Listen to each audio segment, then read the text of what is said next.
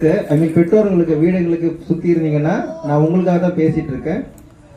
உங்க பக்கத்துல இங்க நிறைய கோயில்கள் இருக்கலாம், அம்மன் கோயில் இருக்கலாம், மசூதி இருக்கலாம், சர்ச் இருக்கலாம், எல்லாம் இருக்கலாம். அங்க போய் கண்டிப்பா வேண்டிப்பீங்க, என் புள்ள நல்லா இருக்கணும், என் குடும்பம் நல்லா இருக்கணும், உங்க வாழ்க்கையில நல்லா இருக்கணும்னு வேண்டிக்கிறீங்களா? வேண்டிக்கிட்டு கையோடு கொண்டு வந்து இந்த டியூஷன்ல விட்டுருங்க. அப்பதான் நல்லா இருக்கும். கடவுள் நேரா வரமாட்டாரு. நீங்க வேண்டல் நிறைவேறணும்னா கொண்டு வந்து இங்க விட்டுருங்க.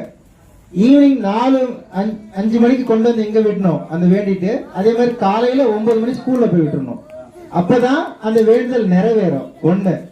ரெண்டாவது, கண்டிப்பா நீங்க வீட்டுல வந்து கஷ்டப்படுறீங்க, இல்லைன்னு சொல்ல வரல. அண்ணாண்ட கூலி வேலை செஞ்சு ஏதோ ஒரு சம்பாதியம் கொண்டு வந்து பசங்களுக்கு சாப்பாடெல்லாம் நல்லாவே வைக்கிறீங்க. பலவேற்காடுல மீனுக்கு பஞ்சமே இல்லை, உணவுக்கு பஞ்சமே இல்லை. எனக்கு தெரிஞ்சு சொல்றேன், நல்லாவே சாப்பிடுறீங்க. ஆனாலும் உங்க குழந்தைங்களுக்கு நல்ல சாப்பாடு வைக்கணும்ன்ற அந்த நினைப்புல நல்ல கல்வியும் கொடுக்கணும்னு உங்களுக்கு நினைச்சுங்க. நல்ல கல்வியும் கொடுக்கணும்ன்ற நீங்க நினைக்கணும். ஆமா. சோ ஒரு வேளை 2 வேளை சாப்பாடு நல்லா போடுங்க.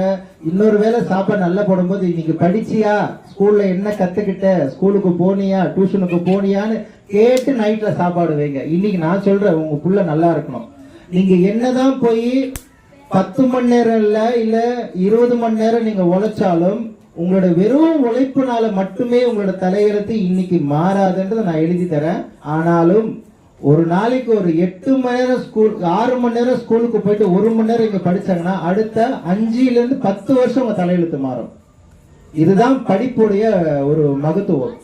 ஆமா. சோ கல்வி அறிஞ்சு பெற்றவன் இந்த உலகத்துல எங்க பண்ணாலும் ஜெயிச்சிருவான்.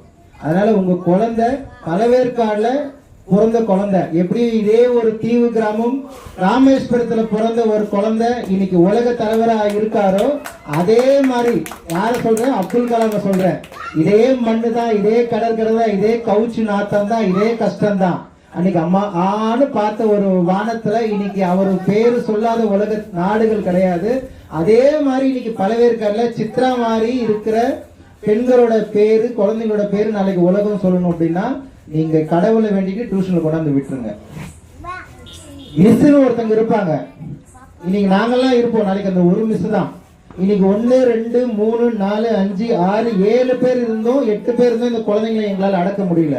நாளைக்கு அந்த ஒரு மிஸ் தான் இங்க இருப்பாங்க.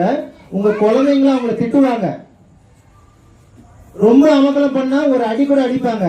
ஆனாலும் சொல்றேன், இவங்க திட்டினாலும் அடிச்சாலும் உங்க குழந்தைங்க டியூஷன் அனுப்பணும். என் பிள்ளைய திட்ட நீ யாரு, என் பிள்ளை மேல நீ ஏன் கை வச்சேன்னு சொன்ன உன் பிள்ளை உருப்படாது. இன்னைக்கு நான் சொல்லிட்டு போறேன். இவங்க அடிச்சா இவங்க திட்டினா உங்க பிள்ளை நல்லா இருக்கும், நான் இன்னைக்கு சொல்லிட்டு போறேன். ஏன்னா உங்களால 3 வேளை சாப்பாடு வைக்க முடியும், அந்த குழந்தைக்கு பாதுகாப்பு கொடுக்க முடியும். ஆனா கல்வி கொடுக்க முடியும்னா இவங்களால கொடுக்க முடியும்னு வந்திருக்காங்க. கிடைக்கிறத பயன்படுத்திக்கணும். வந்து கேட்கலாம், என்ன ஆச்சுன்னு பிரச்சனையை கேளுங்க. அப்ப அவங்க சொல்லுவாங்க புள்ள என்ன தப்பு பண்ணிச்சுன்னு சொல்லிட்டு. நீங்களும் கண்டிக்கணும், அவங்களும் கண்டிக்கணும். நீங்களும் பாத்துக்கணும், அவங்களும் பாத்துக்கணும். சோ இனிமே பெத்தவங்க நீங்க ஆசிரியர்களா மாறுங்க, ஆசிரியர்கள் பெத்தவங்களா மாறுவாங்க. சோ இந்த கொலாபரேஷன் நடந்தாதான். ஆமா. சோ நீங்க ஆசிரியர் வீட்டுல ஸ்ட்ரிக்டா இருங்க, நீங்க அம்மாவா பாசமா இருங்க. சோ இனிமே உங்களுக்கு ஒரு புள்ள அங்க அப்படின்னா இவங்களுக்கு இனிமே இங்க 20-30 பிள்ளைங்க இருக்க போறாங்க. ஏமா கரெக்டாமா? ஆமா. சோ உங்க பிள்ளைங்களை படிப்பு சொல்லி கொடுக்கறது எந்த அளவுக்கு அவங்களுக்கு உரிமை இருக்கோ, திட்டத்துக்கும் கண்டிக்கிறதுக்கும் உரிமை இருக்கு. சோ இந்த டியூஷன்ல அந்த ரூல்ஸ் மட்டும் இங்க இருந்து இருக்கும். கரெக்டா? ஆமா. ஆனா அதை மட்டும் நீங்க ஏத்துக்கிட்டீங்கன்னா வாத்தியார் கையில கொட்டுவாங்க, அந்த புள்ள உருப்படாது. சரியா?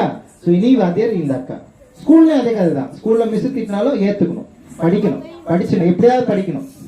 படிச்சு முன்னேறி இந்த பலவேற்காடு தான் ஐகானிக்கா இருக்கணும். படிப்பா அங்க போப்பா அப்படின்னு சொல்லணும். சரியா? அதுதான் என்னோட ஆசை. ரைட்டா? சோ இனிமே டியூஷன்ல வந்தா ஸ்லிப்பர் லைனா இருக்கணும், வரும்போது முகத்தை கழுவிக்கிட்டு, சரியா, நல்லா நீட்டா வந்து உட்காரணும், டைமுக்கு உள்ள வரணும், அக்கா சொல்றதை கேட்கணும். சின்னதா வளர்த்துக்கும். இன்னைக்கு ஒண்ணுமே தெரியாதா, பரவாயில்ல.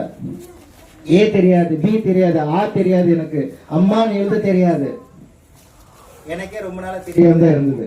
ஆனா நான் கத்துக்கிட்டேன். ஸோ உனக்கும் கற்றுக்க முடியும். அதுக்கு தேவை ஒரு நல்ல ஆசிரியர். இவங்க அது இருப்பாங்க, நல்ல இடம் அது இங்கே இருக்கு, நல்ல தலைவர் வேணும், அதுவும் இருக்காங்க, நல்ல வழிகாட்டி வேணும், இவங்க எல்லாம் இருக்காங்க. ஸோ நீங்க மட்டும் படிச்சு முன்னேறுங்க. ஸோ பேரண்ட்ஸ் சொல்றேன், பசங்க வந்தோடனே முதல்ல வீட்டில் ஏதாவது சாப்பிட கொடுத்துட்டு இங்க அனுப்பிச்சிருங்க. சரிங்களா? கேட்டிருக்கோன்னு நினைக்கிறேன். மகிழ்ச்சி.